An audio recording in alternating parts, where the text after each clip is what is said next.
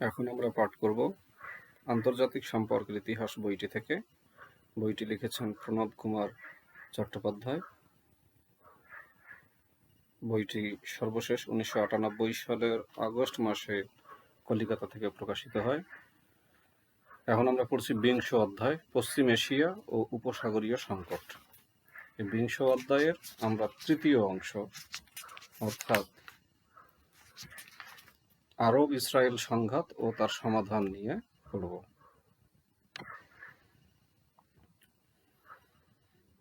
যুদ্ধোত্তর আন্তর্জাতিক রাজনীতির ক্ষেত্রে সর্বাপেক্ষা দীর্ঘসূত্রী সংঘাত হল আরব ইসরায়েল বিরোধ। 1948 খ্রিস্টাব্দের 14 মে ব্রিটিশ উপনিবেশ প্যালেস্তাইনকে দ্বিখণ্ডিত করে স্বতন্ত্র স্বাধীন ইহুদি রাষ্ট্র ইসরায়েল প্রতিষ্ঠিত হয়। জন্মলগ্ন থেকেই ইসরায়েল প্রতিবেশী আরব দেশগুলির চক্ষুশূলে পরিণত হয় এবং সম্মিলিত আক্রমণের সম্মুখীন হয়। 1948 ও 1956 এই দুইটি যুদ্ধে ইসরায়েল অসামান্য সাফল্য লাভ করে। 1956 খ্রিস্টাব্দের যুদ্ধে ইসরায়েল মিশরের কাছ থেকে সিনাই উপত্যকার একাংশ অধিকার করে। এরপর 1967 খ্রিস্টাব্দের 5 জুন মিশর, জর্ডান, সিরিয়া একজোট হয়ে পুনরায় ইসরায়েল আক্রমণ করায় তৃতীয় আরব ইসরায়েল যুদ্ধ শুরু হয়। 5 দিনের মধ্যে মিশরের সমগ্র সিনাই উপত্যকা, গাজা এলাকা, জর্ডান নদীর পশ্চিম তীরবর্তী ভূখণ্ড বা ওয়েস্ট ব্যাংক নামে পরিচিত ও সিরিয়ার গোলান হাইটস ইসরায়েল অধিকারভুক্ত হয়। 11 জুন যুদ্ধবিরতি ঘটে। প্রসঙ্গত বলা যায়, এই যুদ্ধে আরব জোটের পরাজয় সোভিয়েত রাশিয়ার পক্ষে কূটনৈতিক বিপর্যয় সূচিত করে। তবে ভিয়েতনাম যুদ্ধে গভীরভাবে সংশ্লিষ্ট থাকায় মার্কিন যুক্তরাষ্ট্র মধ্যপ্রাচ্যের নতুন সংঘাতে প্রত্যক্ষভাবে লিপ্ত হতে চায়নি। তবে মিশর ইসরায়েলের অভাবনীয় সামরিক সাফল্যের প্রতিশোধ দিতে বদ্ধপরিকর হয় এবং মিশরের রাষ্ট্রপ্রধান আনোয়ার সাদাত 1971 খ্রিস্টাব্দের মার্চে সোভিয়েত রাশিয়ার সঙ্গে 15 বৎসর মেয়াদী পারস্পরিক সহযোগিতা চুক্তিতে আবদ্ধ হয়। অন্যদিকে মার্কিন যুক্তরাষ্ট্র ইসরায়েলের দখলদারি অঞ্চলের বৈধতা স্বীকার করতে রাজি হয়নি। 70-এর দশকের প্রথম দিক থেকে মার্কিন যুক্তরাষ্ট্র ও সোভিয়েত ইউনিয়ন পারস্পরিক সম্পর্কে উন্নতি বিধানের জন্য সচেষ্ট হয়, কিন্তু মধ্যপ্রাচ্যে অশান্ত অগ্নিগর্ভ রাজনীতি অব্যাহত থাকে। এতক্ষণ আমরা পড়লাম 4টি আরব ইসরায়েলের যুদ্ধ নিয়ে। এখন দ্বিতীয় প্যারাগ্রাফ পড়ব। 1973 খ্রিস্টাব্দের অক্টোবরে চতুর্থ আরব ইসরায়েলের যুদ্ধ সংঘটিত হয়। এই যুদ্ধে ইসরায়েল বাহিনী সুয়েজ খাল অতিক্রম করে মিশরের মূল ভূখণ্ডে প্রবেশ করতে সক্ষম হয়। সিরিয়ার প্রতিরোধ ক্ষমতা একেবারে বিধ্বস্ত হয়ে পড়ে। পরিশেষে জাতিপুঞ্জের মধ্যস্থতায় 22 অক্টোবর যুদ্ধবিরতি ঘটে। মধ্যপ্রাচ্যে বসবাসকারী প্যালেস্তাইন জনগোষ্ঠীর বিন্যাস, মার্চ 1973 খ্রিস্টাব্দ। আমরা একটু ছবিটা দেখে নিই।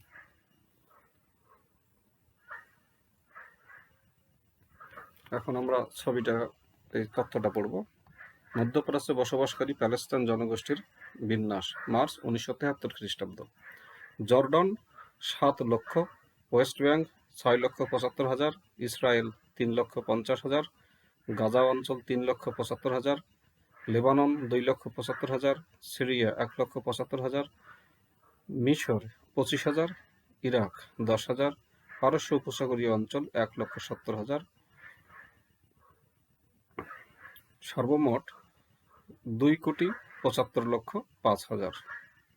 ইসরায়েল বিভিন্ন যুদ্ধে জয়লাভ করার প্রায় 20 লক্ষ আরব প্যালেস্তাইন নিজ বাসভূমি থেকে উৎখাত হয় এবং স্বদেশভূমি পুনরুদ্ধারের জন্য একটি সক্রিয় রাজনৈতিক সংস্থা গঠিত হয় 1964 খ্রিস্টাব্দ। এই সংস্থা প্যালেস্তাইন লিবারেশন অর্গানাইজেশন বা প্যালেস্তাইন মুক্তি সংস্থা বা PLO নামে পরিচিত।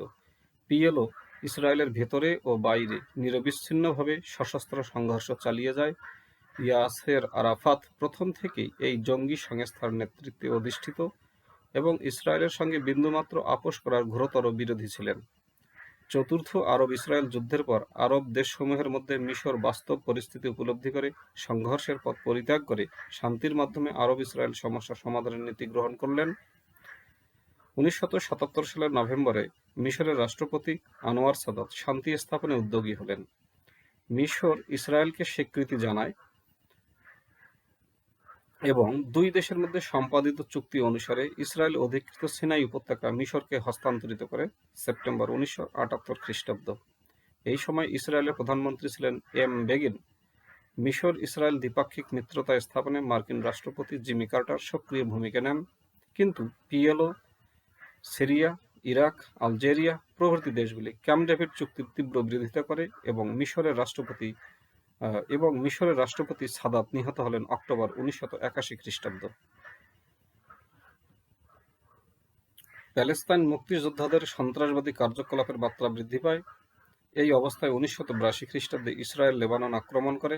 ইসরায়েল জয়যুক্ত হয়। তবে মার্কিন রাষ্ট্রপতি লেবাননে ইসরায়েলের সামরিক হস্তক্ষেপে ক্ষুব্ধ হন এবং ইসরায়েলের সম্মতি না নিয়ে জর্ডানের রাজা হোসেনের মাধ্যমে প্যালেস্তাইন সমস্যার নিষ্পত্তি ঘটাতে উদ্যোগী হলেন।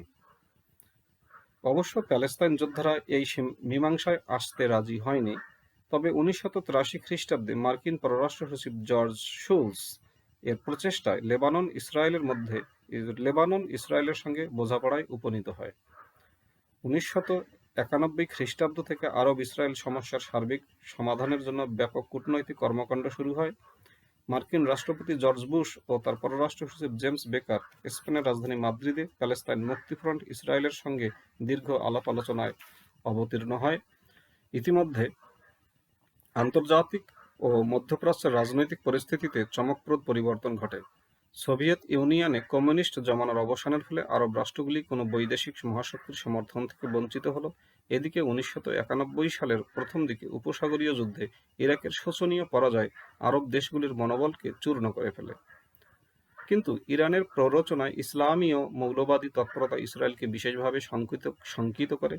প্যালেস্তাইন মুক্তি সংস্থা বা পিএলও এর প্রধান আরাফাত ইসরায়েলের সঙ্গে কোনো রকম আপোষ মীমাংসায় আসার সম্ভাবনা বাতিল করে দেন। অন্যদিকে ইসরায়েলে ক্ষমতাসীন রক্ষণশীল লিকুড পার্টি পিএলওর সঙ্গে সম্পর্ক স্থাপনে রাজি ছিল না। 1992 সালের জুনের সাধারণ নির্বাচনে লিকুড পার্টির পরাজয় হয় এবং ইৎঝাক রবিন এর লেবার পার্টি ক্ষমতায় অধিষ্ঠিত হয়। এরপর নরওয়ের উদ্যোগে দুই বিবদমান পক্ষের মধ্যে আলোচনা শুরু হয়। সিরিয়া, জর্ডান প্রভৃতি আরব দেশ আলোচনায় সমর্থন জানায়। শেষ পর্যন্ত সম্প্রতি গত 10 সেপ্টেম্বর পিএলও ও ইসরায়েল দুই পক্ষকে স্বীকৃতি জানায়। ইসরায়েলের প্রধানমন্ত্রী ইৎঝাক রবিন পিএলওকে ফিলিস্তিন জনগণের একমাত্র প্রতিনিধি স্থানীয় সংস্থারূপে স্বীকৃতি দিয়েছেন।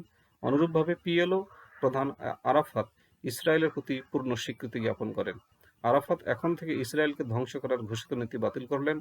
13 সেপ্টেম্বর ইসরায়েল ও পিএলও ওয়াশিংটনে মার্কিন রাষ্ট্রপতি ভবনে ঐতিহাসিক চুক্তিতে আবদ্ধ হন। চুক্তিটির আনুষ্ঠানিক সম্পাদনে মার্কিন রাষ্ট্রপতি বিল ক্লিন্টন তদারক করেন। এই চুক্তি অনুসারে ইসরায়েল অধিকৃত গাজা খাড়ি এলাকা ও জর্ডানের পশ্চিম সীমান্তে অবস্থিত জেরিচোকে স্বশাসন প্রতিষ্ঠার সিদ্ধান্ত নেওয়া হয়। আগামী বছর এপ্রিলে প্যালেস্তাইন পরিষদ গঠনের জন্য নির্বাচনের শর্ত গৃহীত হলো। তবে জেরুজালেমের উপর দুই পক্ষের দাবি এখন কার্যকর না করার সিদ্ধান্ত নেওয়া হলো। দীর্ঘদিন ধরে জাতশত্রু রূপে পরিচিত ইসরায়েলের সঙ্গে পিএলওর ঐতিহাসিক প্যালেস্তাইন স্বশাসন চুক্তি স্বাক্ষরের অব্যবহিত পরে ইসরায়েল ও জর্ডানের মধ্যে মীমাংসা সম্পাদিত হয়। মার্কিন পররাষ্ট্র সচিব ওয়ারেন ক্রিস্টোফার জর্ডান ও ইসরায়েলের মধ্যে স্বাক্ষরিত চুক্তিটিকে পশ্চিম এশিয়ার শান্তি প্রয়াসের পক্ষে একটি অপরিহার্য পদক্ষেপ বলে অভিহিত করেন। আশা করা যায় 24টি আরব রাষ্ট্র অদূর ভবিষ্যতে ইসরায়েলের বিরুদ্ধে তাদের বয়কট তুলে নিয়ে ইহুদি রাষ্ট্রের সঙ্গে স্বাভাবিক কূটনৈতিক সম্পর্ক স্থাপনে উদ্যোগী হবে। মার্কিন যুক্তরাষ্ট্র প্যালেস্তাইন মুক্তি সংস্থার সঙ্গে সম্পর্ক স্থাপনের আগ্রহ ব্যক্ত করেছে। প্যালেস্তাইন মুক্তি সংস্থা ও ইসরায়েল এই দুই প্রতিপক্ষের মধ্যে স্বাভাবিক সম্পর্ক স্থাপিত হলেও পরিস্থিতি সম্পূর্ণ স্বাভাবিক হতে যথেষ্ট সময় লাগবে সন্দেহ নেই। বিভিন্ন সমীক্ষা থেকে জানা গেছে যে সংখ্যাগরিষ্ঠ প্যালেস্তাইন জনগণ মীমাংসার পক্ষপাতী হলেও 30% বেশি জনগণের মধ্যে যথারীতি ইহুদি বিদ্বেষ অব্যাহত রয়েছে। সম্প্রতি 21 সেপ্টেম্বর মোহাম্মদ হাসেম আবু সাদান নামে গাজা ভূখণ্ডের প্যালেস্টাইন মুক্তি সংস্থার শান্তি প্রতিষ্ঠার অনুগামী গোষ্ঠীর অন্যতম শীর্ষস্থানীয় নেতা নিহত হয়েছেন। তবে দীর্ঘ সংঘাতের ফলে উভয় পক্ষের মধ্যে অবসাদ ঘনীভূত হয়েছে। তাই বাস্তব পরিস্থিতি উপলব্ধি করে সংঘাতের পথ পরিত্যাগ করে শান্তিকে গ্রহণযোগ্য বিকল্প বলে বিবেচনা করা হয়েছে। এই বাস্তববাদী দৃষ্টিভঙ্গির মূর্ত প্রতীক হলেন ইসরায়েলের পররাষ্ট্রমন্ত্রী শিমন পেরেস। অর্থমন্ত্রীরূপে ইতিপূর্বে পেরেস যেমন ইসরায়েলের অর্থনীতিকে স্থিতিশীল করে তুলতে সক্ষম হয়েছিলেন, অনুরূপভাবে কূটনৈতিক কর্মকুশলতার মাধ্যমে তিনি পশ্চিম এশিয়াকে যুদ্ধ ও মৃত্যুর তমসাচ্ছন্ন আবর্ত থেকে মুক্ত করে শান্তি ও স্থায়িত্বের উজ্জ্বল ভবিষ্যতের দ্বার উন্মুক্ত করলেন। লন্ডনের দ্য টাইমস পত্রিকায় প্রকাশিত রিচার্ড বিস্টন এর প্রতিবেদন স্টেটসম্যান 14 সেপ্টেম্বর 1993। তাই পররাষ্ট্রমন্ত্রী পেরেস ছিলেন পশ্চিম এশিয়ার শান্তি প্রতিষ্ঠার নীরব উদ্যোক্তা বা আনসাং হিরো। ধন্যবাদ সবাইকে। এই ছিল এই বইটিতে লেখা আরব ইসরায়েল সংঘাত ও তার মীমাংসা সম্পর্কে আলোচনা। ধন্যবাদ সবাইকে।